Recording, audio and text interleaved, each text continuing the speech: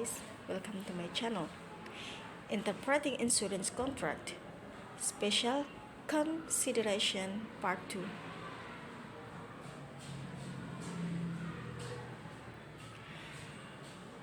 Language is sufficiently plain, or let's say it, words of exception may be simply a way of delineating the scope of the primary obligation.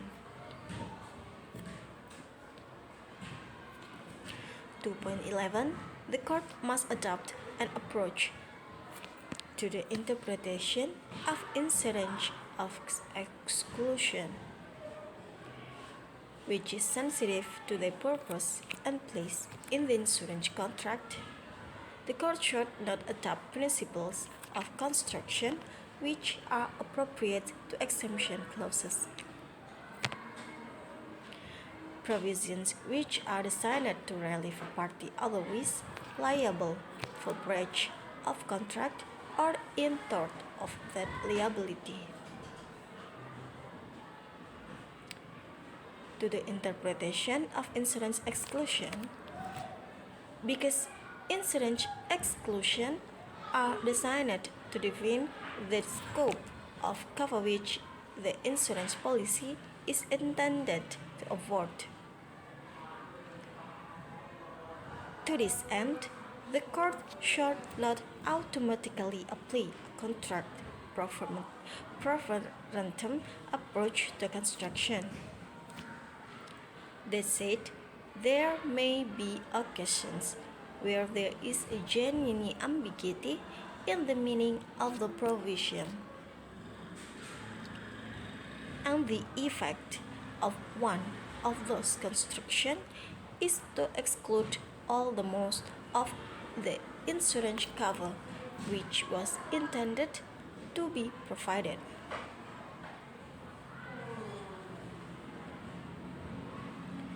In that event, the court will be entitled to opt for the narrower construction. 2.12 In the absence of ambiguity, a party is not entitled to invoke the principle underlined in the rule of contra pro preferentum for interpreting the clauses of the policy.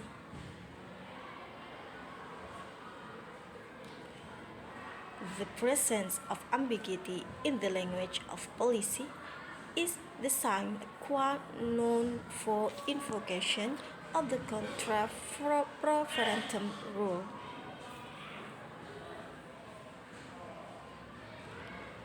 Three, burden of proving separation of material facts. The burden of proving that the insured has made false representations and has suppressed material facts is undoubtedly on the insurer.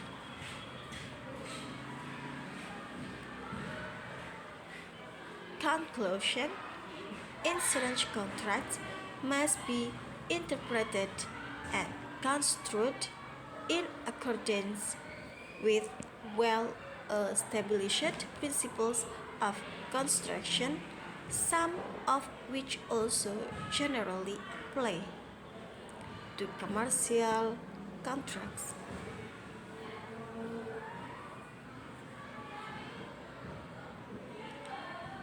Courts must endeavor to ascribe a reasonable and commercial meaning to insurance contracts.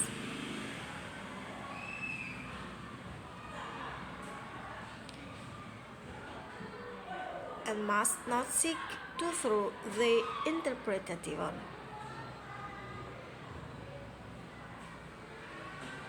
Arrive at a contract or term not contemplated by the parties.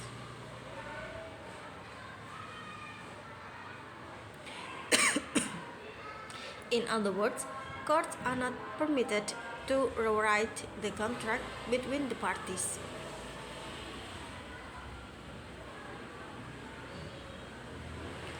The court must also endeavor to interpret such contracts strictly, including the exclusions and the extent of liability of the insurer thereunder.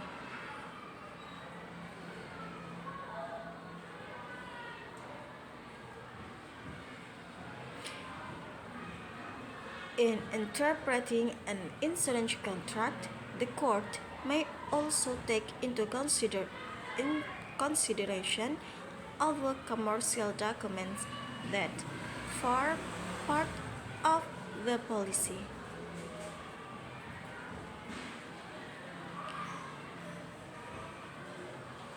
like the proposal form, but a surveyor's report or other outside data is impermissible in the interpretation of the insurance policy.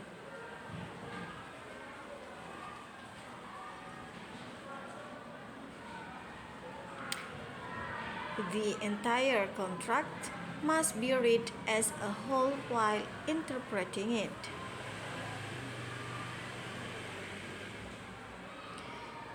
And only in case of an ambiguity will the court construe the contract and especially exemption of liability clauses.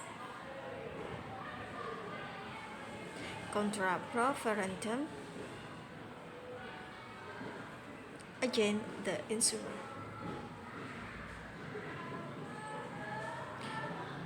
A person insured has the right to demand a policy in relation to which he has accepted the proposal.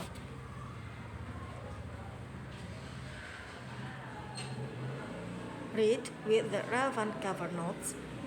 When a contract of insurance is complete, it is immaterial whether the policy is delivered or not,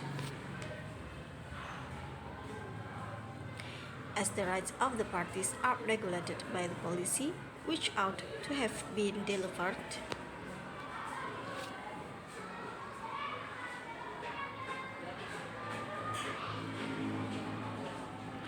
All contracts of insurance are centered around the principle of utmost good faith. All parties to such contracts are mandated to be fair and open with each other to create and maintain trust between them. In line with the requirement of Iberima rights in such contracts, every material fact is required to be disclosed by the person seeking to be insured.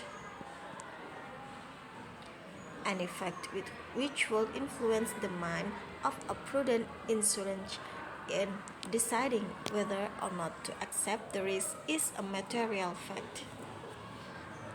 Such disclosures are necessary to enable the insurer to arrive at a considered decision based on relevant actuarial risk.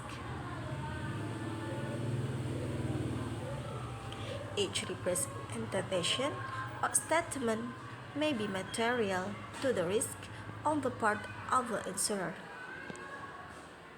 In fact, any suppression of truth or inaccuracy in the proposal form will render the policy violable by the insurer.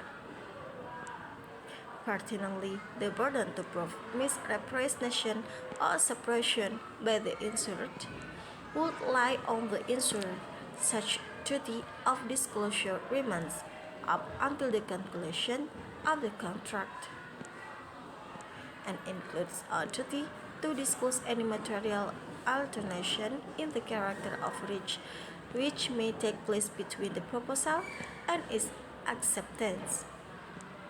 The obligation to disclose extends only to facts which are known to the application and not to what he ought to have known, and must at least meet the standard of reasonable inquiry by a prudent person. Okay guys, thank you for watching this video. Don't forget to share this video to your friend, to your family and others. Thank you very much and bye.